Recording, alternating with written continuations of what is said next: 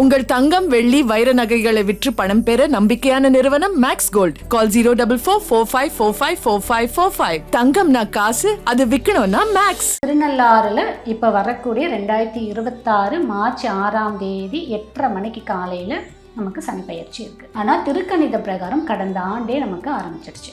நம்ம ஜோதிடர் எல்லாருமே திருக்கணிதம் தான் பார்ப்போம். ஏன்னா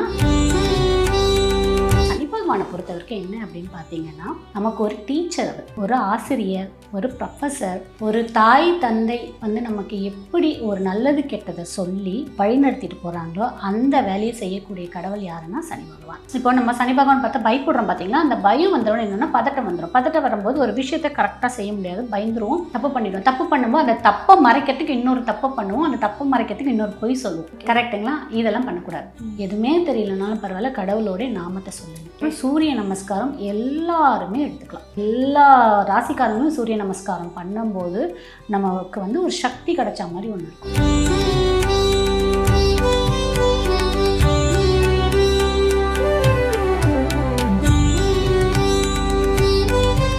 புலான் பக்தி நேயர்களுக்கு வணக்கம். நான் ரவீனா. இன்றைய நேர்காணலில் நம்மோடு இணைந்திருக்கக்கூடிய சிறப்பு விருந்தினர் ஜோதிடர் கஜலட்சுமி. வாக்கிய பஞ்சாங்கத்தில் சனிப்பெயர்ச்சி மார்ச் மாதம் ஆரம்பிக்க போகுது. இந்த சனிப்பெயர்ச்சி உங்கள் எல்லாருக்குமே எப்படி இருக்க போகுது அப்படின்னு நிறைய பலன்களை கொடுக்க காத்திருக்காங்க. வாங்க கேட்டு தெரிஞ்சுக்கலாம். மேம் வணக்கம். எப்படி மேம் இருக்கீங்க? இருக்கேன். சூப்பர். அதாவது இந்த திருக்கணித பஞ்சாங்கப்படி முன்னாடியே சனிப்பெயர்ச்சி ஆரம்பிச்சுன்னு சொல்லிட்டாங்க.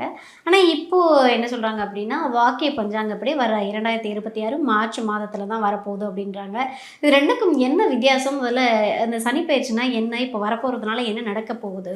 என்ன, சனி பயிற்சி நமக்கு எல்லாருக்குமே தெரியும், பெரிய கிரகம். 2.5 வருடம் ஆகும். அவர் ஒரு ராசியை விட்டு இன்னொரு ராசிக்கு கடக்கிறதுக்கு 2.5 வருடம் ஆகும். ஓகே.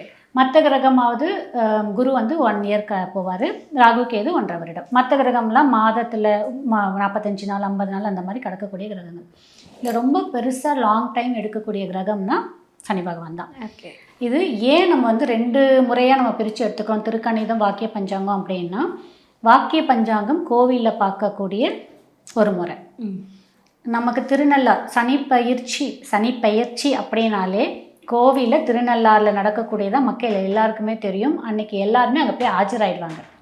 அந்தந்த ராசிக்காரங்க போயிட்டு அங்கே உட்காந்து பூஜை பண்ணுறது, க்யூலாம் பார்த்திங்கன்னா மற்ற நாள் சனி பகவானை பார்க்குறாங்களோ இல்லையா, அன்றைக்கி அவ்வளோ ஒரு பெரிய க்யூ நிற்கும். ஸோ அதனால் திருநள்ளாறில் இப்போ வரக்கூடிய 2026 மார்ச் 6ஆம் தேதி 8:30 மணிக்கு காலையில் நமக்கு சனி பயிற்சி இருக்குது. ஆனால் திருக்கணித பிரகாரம் கடந்த ஆண்டே நமக்கு ஆரம்பிச்சிடுச்சு. நம்ம ஜோதிடர் எல்லாருமே திருக்கணிதம் தான் பார்ப்போம். ஏன்னா நம்ம திருக்கணிதம் பேஸ் பண்ணி தானே ஜாதகத்தை பார்க்கறதுனால திருக்கணிதம் தான். ஓகே. ஒன்றும் டிஃப்ரென்ஸ் இல்லை. நமக்கு போன வருடமே கொடுத்துருச்சு இம்பேக்ட். நமக்கு கும்ப ராசிக்காரங்களுக்கு, மீன ராசிக்காரங்களுக்கு, மேஷ ராசிக்காரங்களுக்கு, சிம்ம ராசிக்காரங்களுக்கு, கன்னி ராசிக்காரங்களுக்கு, விருச்சிக ராசிக்காரங்களுக்கெல்லாம் கொடுத்துருச்சு. அதோடைய ப்ராப்ளம் என்னன்னு ஸ்டார்டடு. பட்டு நமக்கு வாக்கிய பஞ்சாங்க பிரகாரம் இப்போ ஆரம்பிக்கிறதுனால அது பொதுவாக சொல்லக்கூடிய விஷயம். ஓகே. இந்த சனி பயிற்சியில் என்னெல்லாம் நடக்குமா? என்ன நடக்கும் அப்படின்னா, எப்பயுமே நான் சொல்லக்கூடிய விஷயம் என்ன அப்படின்னா, எல்லாரும் ஜோதிடம் சொல்கிறது தான். நானும் ஸ்பெசிஃபிக்காக விதிவிலக்காக சொல்ல போகிறதில்ல. நம்ம வேலையை பார்த்துட்டு போயிட்டே இருந்தாலோ, யாருக்கும் இடையூறு கொடுக்காம, நம்மளுடைய முடிஞ்ச வரைக்கும் அடுத்தவங்களுக்கு தானம் தர்மம் பண்ணிட்டு தொந்தரவு கொடுக்காம போயிட்டாலே சனி பகவான் நம்மளை தொந்தரவு பண்ண மாட்டார், நம்மளை டிஸ்டர்ப் பண்ண மாட்டார். என்ன, ரெண்டாவது சனி பகவானை பொறுத்த வரைக்கும் என்ன அப்படின்னு பார்த்தீங்கன்னா, நமக்கு ஒரு டீச்சர், ஒரு ஆசிரியர், ஒரு ப்ரொஃபஸர், ஒரு தாய் தந்தை நமக்கு எப்படி ஒரு நல்லது கெட்டதை சொல்லி வழிநடத்திட்டு போகிறாங்களோ அந்த வேலையை செய்யக்கூடிய கடவுள் யாருன்னா சனி பகவான். அந்த கிரகம் யாருன்னா சனி பகவான். நமக்கு ஒரு ஜட்ஜ்மெண்ட், நம்ம செய்யக்கூடிய பாவ புண்ணிய கணக்குக்கு எந்த ஜென்மத்திலேயே நமக்கு ஒரு ஜட்ஜ்மெண்ட் கொடுக்கக்கூடிய கடவுள்னா அவர் தான். ஓகே. ஸோ நமக்கு அதுக்கேற்றா போல் நம்ம யார் மேலேயாவது ஒரு பயம் அப்படின்னு இருந்துச்சுன்னா நம்ம எந்த தப்பும் பண்ண மாட்டோம். கண்டிப்பாக.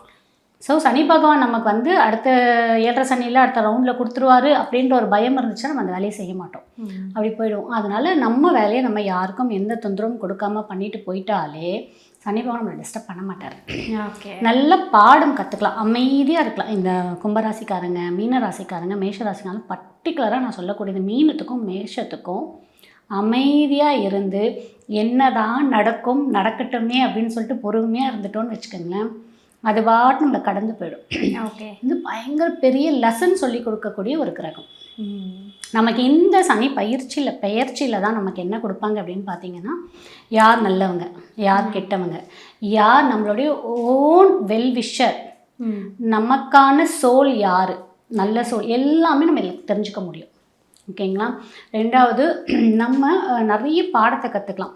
வேலையாகட்டும், அதுக்கப்புறம் நம்ம ஒரு விரயம் பண்ணி ஒரு பொருள் வாங்குறதாகட்டும், எது நமக்கு தேவை இல்லை, ஹியூமன் பீன் மனுஷங்களோட சோல் மட்டும் இல்லை, எல்லாமே இந்த உலகத்தில் இருக்க எல்லா விஷயத்தையும் நல்லது கெட்டதாக நமக்கு சொல்லிக் கொடுக்கக்கூடிய கிரகம் வந்து சனி பகவான். அது இந்த பெயர்ச்சியில் நம்ம கற்றுக்கலாம்.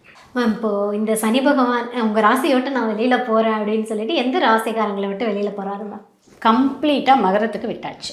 சூப்பர். மகரம் வந்து ஃப்ரீடம். ஓகே. அவர் படாத கஷ்டம் கிடையாது. உயிரை மட்டும் கையில் வச்சுட்டு ஓடினாங்க இந்த மகர ராசிக்காரங்க.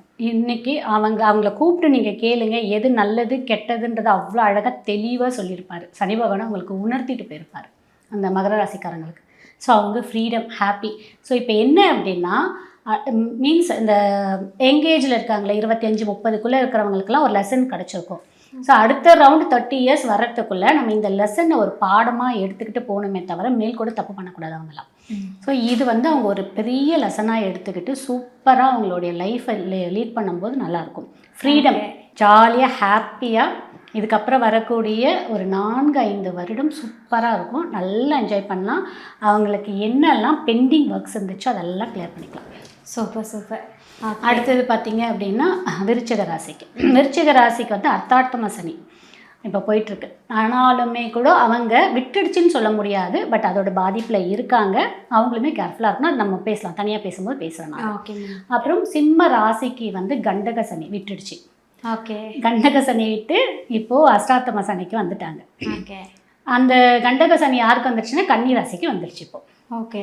ஸோ ஒருத்தவங்களுக்கு விட்டு இன்னொருத்தவங்களுக்கு வந்துடுச்சு. இதுதான் இப்போது நடந்துகிட்ருக்கு. இது ஓகே மேம். சனி பகவான் வந்து இவங்களெல்லாம் விட்டுட்டு ரொம்ப ஃப்ரீயாக இருந்துக்கோங்கன்னு போயிட்டாரு.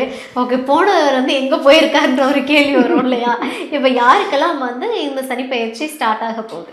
யாருக்கெல்லாம் அப்படின்னா, ஆல்ரெடி கும்பத்துக்கு நடந்துகிட்ருக்கு பாத சனி, அப்புறம் மீனத்துக்கு நடந்துகிட்ருக்கு ஜென்ம சனி, மீனத்துக்கு வந்திருக்காரு, இப்போ ஜென்ம சனியாக வந்திருக்காரு. அப்புறம் மேஷத்துக்கு பொங்கு சனியில் இருக்காங்க. Okay okay. இப்போ இவங்களுக்கு இருக்குது. இதுக்கப்புறம் நமக்கு பார்த்தீங்க அப்படின்னா சிம்மத்துக்கு வந்து அர்த்தாத்தம சனியும் நடந்துகிட்ருக்கு. ஓகே. கன்னிக்கு கண்டக சனி நடந்துகிட்ருக்கு. Okay ma'am. இப்போ வந்து சனி பகவான் வந்து தன்னோட ராசிக்கு வர்றாரு அப்படின்னா எல்லாருக்கும் வந்து பொதுவாகவே இருக்கும் அந்த ஒரு காமனான பயம். சனி பகவான் வந்து நம்ம ராசியில் வந்து உட்காந்துருக்காரு, என்னெல்லாம் பண்ண போகிறாரோ அப்படின்ற ஒரு பயம் இருக்கும். ஒரு பக்கம் சொல்கிறாங்க சனி பகவான் எதுவுமே பண்ண மாட்டாருன்றாங்க.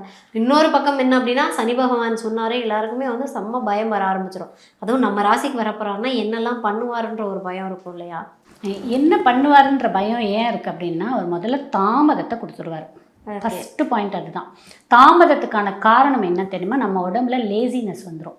நம்ம உடம்புல ஒரு சோம்பேறித்தனம் வந்துருச்சுன்னா இன்றைக்கி செய்யக்கூடிய வேலையை அடுத்த நாள் செய்யலாம், நம்மளே தொத்தி போடுவோம். நாளைக்கு பார்த்துக்கலாம். கரெக்டுங்களா? அந்த மாதிரி எவ்வளோ பேருக்கெல்லாம் விஷயம் கைவிட்டு போயிருக்குன்னு பாருங்கள். நிறைய விஷயம் நாளைக்கு பார்த்துக்கலான்னு சொன்ன விஷயம் நிறைய ஆப்பர்ச்சுனிட்டி மிஸ் பண்ணியிருப்பாங்க. அது முதல்ல பண்ணக்கூடாது. ஒன்று, சனி பகவான்றது என்னன்னா அந்த பதட்டத்தில் தப்பு பண்ணி வைப்பாங்க. பதட்டம், இப்போ நம்ம சனி பகவான் பார்த்தா பயப்படுறோம் பார்த்தீங்களா, அந்த பயம் வந்துடும். என்னென்னா பதட்டம் வந்துடும். பதட்டம் வரும்போது ஒரு விஷயத்தை கரெக்டாக செய்ய முடியாது, பயந்துருவோம், தப்பு பண்ணிவிடுவோம். தப்பு பண்ணும்போது அந்த தப்பை மறைக்கிறதுக்கு இன்னொரு தப்பை பண்ணுவோம், அந்த தப்பை மறைக்கிறதுக்கு இன்னொரு பொய் சொல்லுவோம். கரெக்டுங்களா? இதெல்லாம் பண்ணக்கூடாது. ரொம்ப விழிப்புணர்வாக இருக்கணும் ஃபஸ்ட்டு. ரெண்டாவது, மறதி கொடுத்துருவார். ஒரு விஷயத்தில் கான்சன்ட்ரேஷன் இருக்காது, மறதி கொடுத்துருவார். அதற்கப்புறம் தடை தாமதம் கொடுத்துருவார். போராட்டமாக இருக்கும். அதாவது சனி பகவான் நல்ல இடத்துல இருந்து நல்லா தசாபுத்தி காலம் போச்சுன்னா தப்பிச்சுப்பாங்க. ஓகே. அவங்களுக்கு தசாபுத்தி காலம் சரியாக போகாமல் சனி பகவான் வந்து சில இடத்துல இருந்தாருன்னு வச்சுக்கோங்களேன், அது முடிஞ்சதுன்னா பயப்பட வேண்டாம். நம்ம பாட்டு என்ன திரும்பவும் அதை தான் சொல்கிறேன், என்ன நடக்குதோ நடப்போம், பொறுமையாக இருந்து. சில சனி பெயர்ச்சி நடக்குது அப்படின்னாலே முதல்ல பொறுமை வேணும், நிதானம் வேணும். ஓகே. எதையும் சகிச்சு போகிற தன்மை வேணும். இது இருந்துட்டாலே ஈஸியாக கடந்துடலாம். Okay ma'am, super. இப்போ வந்து இந்த சனி பகவான் நம்ம ராசிக்கு வந்துருச்சு. இப்போ ஒவ்வொருத்தவங்க ஒரு விஷயம் சொல்லுவாங்க. சனிக்கிழமை வந்து கோவிலுக்கு போங்க, இல்லைனா வந்து இந்த சாமியை போய் கும்பிடுங்க, உங்களுக்கு வர தோஷம் எல்லாம் நீங்கிடும். சனி பகவானால் ஏதாவது பாதிப்பு வந்தால் கூட நிவர்த்தி ஆயிரும்னு சொல்லுவாங்கள்ல. இந்த மாதிரி நீங்கள் ஏதாவது வழிபாட்டு முறைகள் சொல்லுவீங்களா? பொதுவாக நான் என்ன சொல்கிறேன்னா, முடிஞ்ச அளவுக்கு ஒரு நாளைக்கு ஒருத்தருக்காவது ரகசியமாக தானம் கொடுங்க. ரகசிய தானம் அப்படி சிலர் தானம் கொடுங்கன்ற ரகசிய தானம். ஓகே. அது யாரோ சொல்லியிருக்காங்கன்னு தெரியல, நான் சொல்கிறேன். ரகசிய தானம்னா நீங்கள் கொடுக்கக்கூடிய தானம் அடுத்தவங்களுக்கு தெரிய வேண்டாம். First point. ஏதோ ஒன்று ஃபுட்டு கொடுங்க, பொருள் கொடுங்க, ஜுவல்ஸ் கொடுங்க, ட்ரெஸ் கொடுங்க. அவங்களுக்கு என்ன தேவை அறிஞ்சு கொடுங்க. சூப்பர். தேவைக்கு மீறி கொடுக்காதீங்க தயவுசெய்து. ஒருத்தவங்களுக்கு மெடிசன் வேணுமா, ஒரு குரோசினா இருந்தாலும் அதை வாங்கி கொடுங்க, ரகசியமாக கொடுங்க. ஓகே. நான் பண்ணிட்டேன்னு சொல்லிட்டு ஒரு ஃபோட்டோ எடுத்து சோஷியல் மீடியாவில் போடுறதோ இல்லை முதல்ல ஒருத்தவங்களுக்கு ஒரு தானம் கொடுக்குற விஷயத்த ஃபோட்டோவே எடுக்கக்கூடாது. அது முதல்ல தெரிஞ்சுக்கணும். ஆனால் நம்ம யாரும் அதை பண்ணுறதில்ல. பரிகாரம் பண்ணும்போது ஃபோட்டோ எடுக்கிறோம். ஒரு கோவிலுக்கு போய் பரிகாரம் பண்ணுறோம், ஃபோட்டோ எடுக்கிறோம்.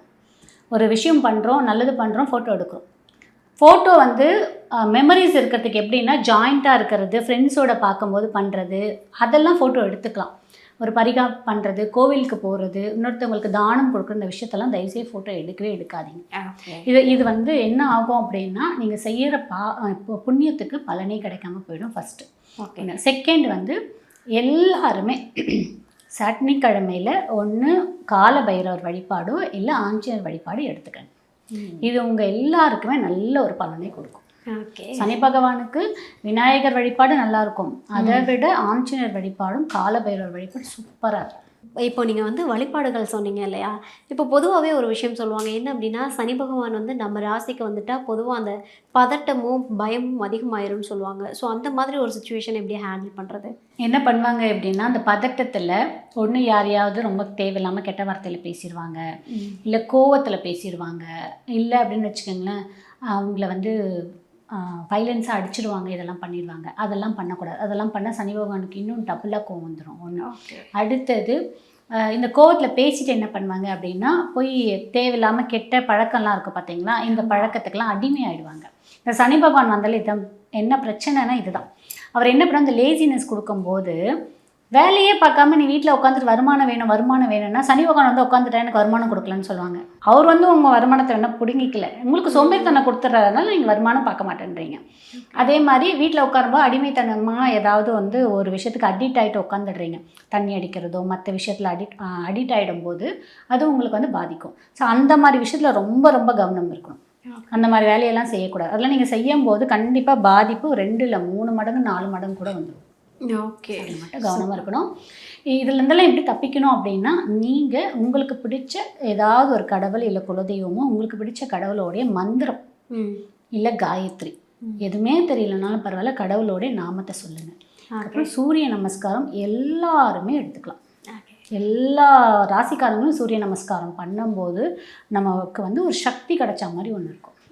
ஸோ அது பண்ணும்போது நல்லாயிருக்கும். உங்கள் தங்கம், வெள்ளி, வைர நகைகளை விற்று பணம் பெற நம்பிக்கையான நிறுவனம் மேக்ஸ் கோல்ட். கால் 04445454545. தங்கம்னா காசு, அது விற்கணும்னா மேக்ஸ்.